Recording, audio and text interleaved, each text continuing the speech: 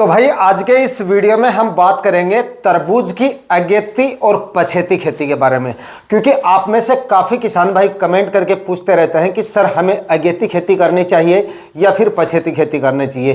क्योंकि जिन किसान भाइयों को अगेती खेती करनी होती है उन्होंने अब तक तरबूज लगा भी दिया होगा, और कुछ किसान भाई थोड़ा सा अगर लेट करते हैं अगेती खेती यानी कि जनवरी माह में लगाते हैं, वो अभी तैयारियां कर रहे हैं या उन्होंने भी अभी तरबूज की बुआई जो है वो कंप्लीट कर ली होगी।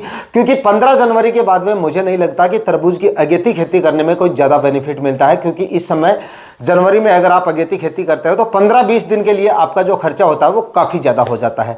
तो काफ़ी किसान भाई पूछते रहते हैं कि हमें अब तरबूज की पछेती खेती करनी चाहिए या नहीं करनी चाहिए, कितनी लागत आती है पछेती खेती में, कितनी लागत अगेती खेती में आती है, कौन सी फसल से ज़्यादा उत्पादन निकलता है, कौन सी फसल से ज़्यादा मुनाफा निकलता है।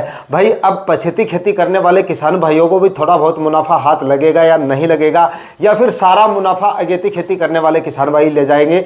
तो आज के इस वीडियो में कंप्लीट जानकारियां आपके साथ शेयर करूंगा कि कौन सी फसल से उत्पादन ज़्यादा निकलता है, कौन सी से आपको जो है खर्चा ज़्यादा आता है, कौन सी के मंडी भाव ज़्यादा मिल सकते हैं, और पछेती खेती करने वाले किसान भाइयों को कब तक इसकी बुआई करनी चाहिए ताकि आपको भी इसके मंडी भाव जो है वो ठीक ठाक मिल जाए। तो आज का वीडियो लास्ट तक आपको वॉच करना है, और वीडियो अगर अच्छा लगे तो वीडियो को लाइक जरूर कर दीजिएगा, चैनल पे नए हैं तो सब्सक्राइब जरूर कर लीजिएगा, क्योंकि इसी तरह के वीडियोज आपको इस चैनल पे मिलते रहते हैं। नमस्कार दोस्तों, मेरा नाम है सुरेश और आप देख रहे हैं खेत किसान झुंझुनू। तो दोस्तों सबसे पहले तो हम बात करेंगे होने वाले खर्चे के ऊपर कि अगेती तरबूज की फसल में कितना खर्चा आता है और पछेती खेती में कितना खर्चा आता है, खर्चे में जो अंतर है वो कितना होता है। तो देखिए, खर्चे में अगर आप इसकी 1 एकड़ में तरबूज की खेती करते हैं, चाहे आप अगेती खेती करें या फिर आप पछेती खेती करें, तो इसमें लगभग आपका 35 से 40 हजार रुपए का अगेती खेती में एक्स्ट्रा खर्चा आता है, जो कि आपका सर्दी से बचाने के लिए किया गया खर्चा होता है। यानी कि आपका जो क्रॉप कवर का खर्चा होता है वो इसमें एक्स्ट्रा होता है। बाकी खर्चे में कोई भी फेरबदल नहीं होता है, बाकी खर्चे सेम होते हैं। यानी कि इसमें ज़मीन की तैयारियां बराबर करनी पड़ेंगी, आपको सेम खर्चा होगा। प्लास्टिक मल्च दोनों में आपको लगानी पड़ेंगी, इसलिए वो खर्चा भी सेम हो जाता है। खाद, उर्वरक और बेसल डोज और आपके फर्टिगेशन और स्प्रे जितने भी खर्चे होते हैं वो भी दोनों ही फसलों में आपको सेम ही करने पड़ते हैं।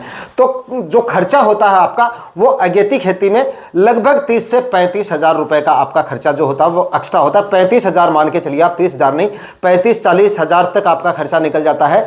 तो ये खर्चा जो होता है वो एक्स्ट्रा होता है। दूसरा, इसमें रिस्क जो होती है वो अगेती खेती में ज्यादा होती है। शुरुआती दिनों में जो अब ये जनवरी महीना चल रहा है, इसमें जिन किसान भाइयों ने अगेती तरबूज लगा रखी है उनके मन में हमेशा एक डर बना रहता है कि आज पाला गिर गया तो कल हमारी फसल नहीं बचेगी, और जबरदस्त जिस दिन पाले गिर जाते हैं यानी कि 0 डिग्री या इससे कम टेम्परेचर आ जाते हैं तो फसल को काफी ज्यादा नुकसान हो जाता है, भले ही आपकी फसल जो है वो क्रॉप कवर के अंदर ही क्यों ना हो।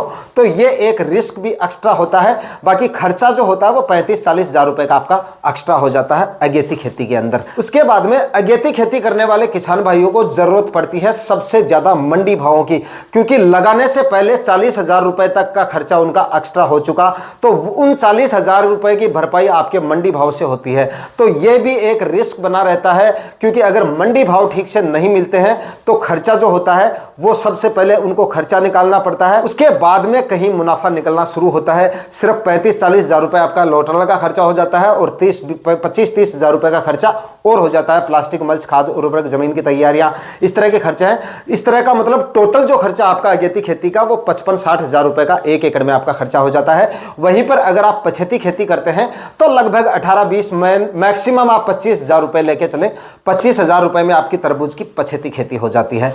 अब बात कर लेते हैं रोग, बीमारियां और उत्पादन की, कि कितने क्या उत्पादन मिलता है पछेती खेती में, कितना क्या उत्पादन मिलेगा आपको अगेती खेती में, रोग बीमारियां आपको कौन सी फसल में ज्यादा देखने को मिलती है। तो दोस्तों सबसे पहले बात करेंगे अगेती तरबूज से मिलने वाले उत्पादन पर। तो देखिए, अगेती खेती जो किसान भाई करते हैं वो या तो नवंबर माह में करते हैं या फिर दिसंबर माह में करते हैं या फिर जनवरी माह में करते हैं। ज़्यादातर किसान भाई जो है वो जनवरी के मध्य से जो है इसकी बुआई कंप्लीट कर लेते हैं। उसके बाद में फरवरी माह जो होता है वो आपकी सभी तरह की सब्जियों के लिए काफ़ी ज़्यादा अनुकूल होता है, काफ़ी ज़्यादा महत्वपूर्ण होता है। उस माह में सारी की सारी सब्जियां आपकी अच्छी तरह से फुटाव करनी शुरू कर देती हैं।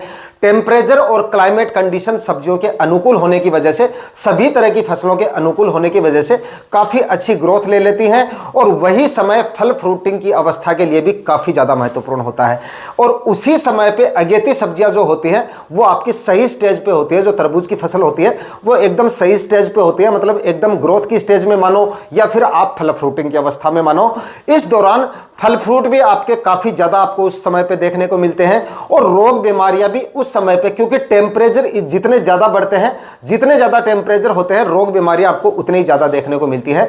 इसलिए फरवरी माह में रोग बीमारियां भी आपको काफ़ी कम देखने को मिलती हैं और फल फ्रूट आपको काफ़ी ज़्यादा देखने को मिलते हैं। तो मेरा यह मानना है, क्योंकि काफ़ी सालों से मैं तरबूज की खेती कर रहा हूं, तो अगेती जो तरबूज की फसल होती है उससे जो उत्पादन होता है वो कहीं ना कहीं आपकी पछेती खेती से ज़्यादा निकल के आता है। चाहे आप इसको नवंबर में लगा लो, चाहे दिसंबर में लगा लो, या फिर आप जनवरी माह में लगा लो। अगर आप 15 जनवरी तक भी लगाते हैं तो आपकी जो लो टनल है वो फरवरी के पहले सप्ताह तक हट जाता है। उसके बाद में फरवरी के मध्य तक या फरवरी के लास्ट तक आपकी जनवरी वाली जो तरबूज है वो भी फल फ्रूट की अवस्था में आ जाती है, यानी फ्लोरिंग स्टेज में आ जाती है और वो समय भी काफ़ी अनुकूल होता है। यानी कि उसके बाद में फरवरी और मार्च का महीना होता है वो भी काफ़ी ज़्यादा अनुकूल होता है। तो आपकी जनवरी वाली फसल की जो उत्पादन है वो भी काफ़ी ठीक ठाक बैठता है फरवरी वाले तरबूज के मुकाबले। तो अगर आप इनकी तरबूज की अगेती खेती करने की सोच रहे हैं या फिर पछेती खेती करने की सोच रहे हैं, तो दो चीज़ें तो यहाँ पे मैंने आपको क्लियर कर दी हैं कि अगेती खेती में लगभग आपका इतना खर्चा ज़्यादा हो जाता है, 35-40 हज़ार रुपये का, और उत्पादन आपका अगेती खेती से ज़्यादा निकलता है। लेकिन इसमें खर्चा काफ़ी ज़्यादा होने की वजह से उत्पादन से सिर्फ काम नहीं चलेगा। जितना उत्पादन इसका एक्स्ट्रा निकलता है उतना आपका खर्चा ज़्यादा हो जाता है, कि मुनाफा जो है वो आपका पूरा का पूरा दारमदार जो है वो उसके मंडी भावों पे डिपेंड करता है। क्योंकि उत्पादन ज़्यादा निकला है उसके मुकाबले तो हमारा जो खर्चा है वो एक्स्ट्रा हो गया। हमें निकालना है मुनाफा, तो मुनाफा कौन सी फसल देके जाएगी अब आप देखना आगे। दोस्तों, मंडी भावों की बात की जाए तो इस बार मैं आपको एक चीज पहले बताना चाहूंगा कि इस बार जिन किसान भाइयों ने अगेती तरबूज नहीं लगाई है, यानी कि बीते कई सालों से वो तरबूज की खेती आ रहे थे, और इस बार अगर उन्होंने तरबूज नहीं लगाया है तो मुझे लगता है कि इस बार वो अपना माथा पकड़ने वाले हैं वो किसान भाई। और इसी कारण की वजह से वो किसान भाई फेल भी हो जाते हैं सब्जियों की खेती में। चाहे वो प्याज की खेती कर लो, चाहे तरबूज की खेती कर लो, या फिर कोई और फसल कर लो, इन्हीं कारणों के चलते कुछ किसान फेल हो जाते हैं। इसका जिक्र हम थोड़ा सा आगे करेंगे। पहले बात करते हैं मंडी भावों के बारे में। देखिए, पिछले काफ़ी सालों से देखा जाए तो पिछले 3 साल को छोड़ा जाए तो आज से 3 साल पहले क्या था कि तरबूज के शुरुआती दिनों में जो मंडी भाव होते थे, तरबूज के अगेती तरबूज के, जो जनवरी, दिसंबर और नवंबर माह में तरबूज लगाया जाता था, उनके शुरुआती दिनों में मंडी भाव जो होते थे वो 20 से लेकर 22-25 रुपए तक मिल जाते थे शुरुआत में। आज से 3 साल पहले की कंडीशन है जो मैं आपको बता रहा हूं, क्योंकि मैंने खुद देखा है। ये मतलब काफ़ी अच्छे खासे मंडी भाव मिलते थे, और ये मंडी भाव लगभग 18, 20, 25 दिन तक ये मंडी भाव देखने को मिलते थे। उसके बाद में धीरे धीरे तरबूज के जो भाव थे वो डाउन आ जाते थे। लेकिन इन पिछले 2-3 सालों में हमने क्या देखा है कि जो मंडी भाव है वो 18-20 रुपए से ऊपर नहीं जा रहे हैं, क्योंकि अगेती खेती करने वाले जो किसान हैं वो काफ़ी ज़्यादा हो गए हैं। काफ़ी ज़्यादा अगेती तरबूज की खेती होने लग गई, और लास्ट ईयर तो कुछ मंडियाँ ऐसी थी जिनमें 14-15 रुपए से ऊपर तरबूज के भाव देखने को नहीं मिले थे, और कुछ मंडियां तो ऐसी थी जिनमें मतलब 10-12 से ऊपर ही नहीं गया था तरबूज लास्ट ईयर। अगेती तरबूज की मैं बात कर रहा हूं। लास्ट ईयर काफ़ी ज़्यादा नुकसान हुआ था, मतलब नुकसान तो क्या, प्रॉफिट कम मिला था। जो भाव का हम अनुमान लेके चलते हैं अगेती तरबूज का, वो भाव कहने का मतलब है लास्ट ईयर नहीं मिला था। और दोस्तों, इसके चलते अगेती तरबूज का जो रकबा है इस बार वो काफ़ी कम है। मेरे एरिया में मैं बता रहा हूँ, और मैं काफ़ी किसान भाइयों से बातचीत भी होती रहती है, तो अलग अलग एरिया का जहाँ तक मेरा मानना है, मेरा ओपिनियन मैं आपको बता रहा हूँ कि तरबूज, अगेती तरबूज का इस बार जो रकबा है वो काफ़ी कम है। बाकी आप अपने एरिया के हिसाब से कमेंट करके जरूर बताना कि आपके एरिया में पिछली कई सालों की तुलना में इस बार तरबूज की, अगेती तरबूज की खेती कम हुई है या ज़्यादा हुई है। मेरा यह मानना है कि अगेती तरबूज की फसल इस बार काफ़ी कम किसानों ने लगाई है। तो इस बार जिन किसान भाइयों ने अगेती तरबूज लगाई है, मानो उनके काफ़ी अच्छे खासे उनको मंडी भाव मिलने वाले हैं। तो काफ़ी किसान भाई, मैंने आपको बताया था, फेल होने का यही कारण होता है। एक फसल को एक बार लगा लिया, प्रॉफिट मिला तो अगली बार लगा लिया, और एक साल अगर प्रॉफिट नहीं मिला तो अगली साल से उस फसल को छोड़ देते हैं। ऐसा करने से भी आपका जो मुनाफा है वो डाउन होता है। आप एक फसल को लगा रहे हो तो उसको कंटिन्यू रखोगे, तभी वो फसल एक साल अगर कम मुनाफा देती है तो उस घाटे को वही फसल आपको दूर करेगी। कि हो सकता है जो सोच आप लेके चल रहे हो कि इस बार डाउन, काफी ज्यादा डाउन रही है ये फसल, तो अगली बार मैं इसको नहीं लगाऊंगा, तो हो सकता है काफी किसान भाई ये सोच रहे होंगे। तो उस बार क्या होता है, अगली साल क्या होता है, उस फसल का रकबा काफी कम हो जाता है, और जिस साल आप नहीं लगाते हो उस साल उस फसल के काफी ज्यादा मंडी भाव रह जाते हैं। और देखो 2022 में आपको याद होगा कि अक्टूबर नवंबर में 2022 में फूल गोभी के काफी अच्छे खासे मंडी भाव रहे थे, और इस बार उतने नहीं रहे हैं। तो आपको हर बार जरूरी नहीं है कि आपको सबसे ज्यादा मंडी भाव ही मिलेंगे, हर बार बढ़ते ही चले जाएंगे, ये जरूरी नहीं है।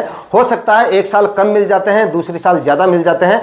तो एक फसल को अगर आप लगा रहे हो, प्याज को लगा रहे हो, तो उसको कंटिन्यू रखा करो। हो सकता है अगर आपका मन खराब हो जाता है, अगर डाउन हो जाते हैं, कई बार आपका मन विचलित हो जाता है, ऐसे करता है कि नहीं लगाएंगे इस फसल को, तो उसका रकबा थोड़ा सा आप घटा लिया करो, लेकिन उसको लगाना बंद मत किया करो, ताकि आपको उससे प्रॉफिट, बराबर प्रॉफिट मिलता रहे। कोई साल अगर नुकसान होता है तो अगली साल वही फसल आपको उस नुकसान को पूरा भी कर देती है। तो बात करें अगर तरबूज की पछेती की, हम थोड़ा सा टॉपिक से अलग चले गए थे, तो अगर बात करें अगेती तरबूज के मंडी भाव की, तो एवरेज इसके मंडी भाव लास्ट ईयर की भी लिए जाए तो 18, 20, 22 रुपए तक के आपको इसके मंडी भाव मिल जाते हैं। वहीं पर पछेती तरबूज के जो मंडी भाव होते हैं वो आपको 8-10 रुपए केजी के मिलते हैं, क्योंकि जो 5-6 रुपए केजी भी आता है तरबूज, लेकिन 5-6 रुपए केजी तरबूज आपका वही आता है जो अगेती तरबूज होती है, उसकी लास्ट हार्वेस्टिंग जिस समय पे होती है उस समय पे तरबूज के सबसे कम मंडी भाव रहते हैं। और उस समय पे आपकी जो पछेती तरबूज है, जो फरवरी माह में तरबूज लगाई है, वो उसकी हार्वेस्टिंग उस समय पे नहीं होती है। यानी कि आपका जो फरवरी वाला तरबूज है, यानी कि आपने 15 फरवरी तक भी तरबूज लगाया है, तो उसकी हार्वेस्टिंग जो है वो मई माह में आती है, मई के पहले सप्ताह में या मई के मध्य तक उसकी हार्वेस्टिंग आती है। और उस समय तक तरबूज के मंडी भाव वापस थोड़ा थोड़ा सुधरने शुरू हो जाते हैं, क्योंकि उस समय पे टेम्परेचर भी काफी ज्यादा बढ़ जाते हैं। क्योंकि तरबूज एक ऐसा फल है जिसको गर्मियों में सबसे ज्यादा पसंद किया जाता है, जितने ज्यादा टेम्परेचर बढ़ते हैं उतनी इसकी डिमांड बढ़ती रहती है। तो उस समय तक इसकी डिमांड वापस बढ़ जाती है, क्योंकि अगेती जो तरबूज है वो खत्म हो चुकी होती है मई माह तक। और पछेती तरबूज की खेती आजकल काफी कम होने लगी है। पिछले कई सालों में देखा जाए तो पछेती तरबूज के मंडी भाव काफी डाउन रहते थे, लेकिन इन 2-4 सालों में क्या होता है कि पछेती तरबूज की खेती काफी कम होने की वजह से मई में इसके भाव में वापस सुधार होना शुरू हो जाता है।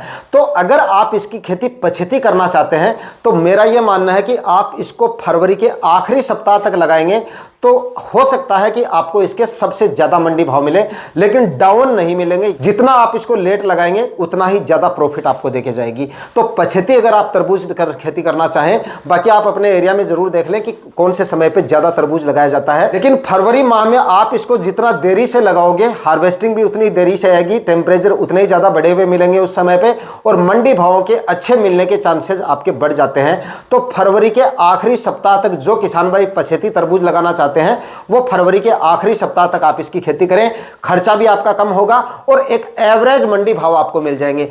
अगर तरबूज का ओपन फील्ड में आप तरबूज लगा रहे हो, लोटनल वगैरह का अगर आपका खर्चा नहीं हो रहा है, तो मैं आपको कह रहा हूं कि 10 रुपए केजी के पूरी फसल के आपको 10 रुपए केजी के मंडी भाव मिल जाते हैं, 8-10 रुपए केजी के भी मिल जाते हैं, तब भी ये फसल आपको काफी अच्छा प्रॉफिट देके जा सकती है, क्योंकि उत्पादन इसका काफी शानदार निकल के आता है। लेकिन जो किसान भाई पछेती खेती इसकी फरवरी के पहले सप्ताह में लगा देते हैं, उनको हो सकता है काफी डाउन मंडी भाव भी मिल सकते हैं। मैं सिर्फ आपको अपनी मंडियों के हिसाब किताब से और अपने ओपिनियन के हिसाब से आपको बता रहा हूं कि अगर आप फरवरी के आखिरी सप्ताह में लगाएंगे तो पछेती तरबूज भी आपको काफी अच्छा प्रॉफिट देके जा सकती है। अगेती फसल का भी मैंने आपको बता दिया है, क्योंकि अगेती फसल में खर्चा आपका काफी ज्यादा हो जाता है, लेकिन उत्पादन और मंडी भाव दोनों ही आपको अच्छे मिलते हैं। लेकिन मंडी भाव कितने दिनों तक अच्छे मिलेंगे, उत्पादन आपका कितना ज्यादा मिलेगा, 40,000 रुपए का खर्चा जो एक्स्ट्रा आपका हो रहा है वो उन मंडी भावों से निकल पाएगा या नहीं निकल पाएगा, ये आने वाला समय तय करता है, आने वाले मंडी भाव तय करते हैं और मिलने वाला उत्पादन तय करता है। बाकी मोटा मोटा मैंने आपको समझाने की कोशिश की है कि अगेती खेती आपको करनी चाहिए या पछेती खेती करनी चाहिए। जो किसान भाई पछेती तरबूज लगाना चाहते हैं वो कब तक इसकी बुआई कंप्लीट कर सकते हैं। दोस्तों उम्मीद करता हूं आज का वीडियो आपके लिए काफी इंफॉर्मेटिव रहा होगा। वीडियो अगर अच्छा लगा है तो वीडियो को लाइक शेयर करके चैनल को सब्सक्राइब जरूर कर लीजिएगा। मैं मिलता हूं आपसे किसी और वीडियो में नए टॉपिक के साथ, तब तक के लिए जय हिंद, वंदे मातरम।